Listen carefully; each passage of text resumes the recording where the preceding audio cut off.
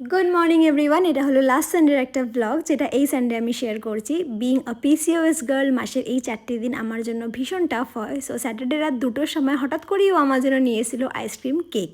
তারপর সানডের সকালটা শুরু হলো 1 কাপ গরম চা দিয়ে, যেটা খেতে খেতে ঘরের গ্রসারি লিস্টটাও আমি বানিয়ে নিচ্ছিলাম। একা থাকতে গেলে না এগুলো নিজেকেই করে নিতে হয়। আজকে একটু বায়না করেছিলাম পেটাই পরোটা খাবো বলে, আর এই দিনগুলোতে খুব একটা না আমাকে কোনো কিছুতেই করে না। তো বাঘাযতীনের ফেমাস পেটাই পরোটা তো সবাই চেনো, আমি কোনো তর্কে যেতে চাই না। তবে না, এটা ওই দোকানের নয়, ঠিক তার পাশের দোকানের পরোটা, যেটা আমি ছোটোবেলা থেকেই খাই এবং ছোটোবেলা থেকে এই দোকানের পরোটা আমার ভীষণই ফেভারিট। লাঞ্চের জন্য আজকে আলাদা আর কিছুই ছিল না, এটাই খেলাম। বিকালবেলা ওর দোকান থেকেও এনে দিল আমাকে গন্ধরাজ মোমো, যেটা খাওয়ার কিছুক্ষণ পরেই আমার হঠাৎ করে কোল্ড ড্রিঙ্কসে ক্রেভিংস উঠছিল। আমি কিন্তু কোল্ড ড্রিঙ্কস খুব একটা খাই না, বাট আজকে হচ্ছিল তো সেটাও এনে দিল, আর দিল কষা মাংস। আমি তো সারাদিনে বিছানা থেকে উঠতেই পারিনি, বাট আজকে সেই লাকি ডে আমার, যেদিনকে ও আমাকে রান্না করে খাইয়েছে। তো বানিয়েছিল গরম গরম খাসির মাংস, নরম আলু ভেঙে তার সাথে 1 টুকরো চর্বি নিয়ে, আহা অসাধারণ স্বাদ। তোমরা জানো তোমাদের কেমন লাগলো। আজ আসি, টাটা।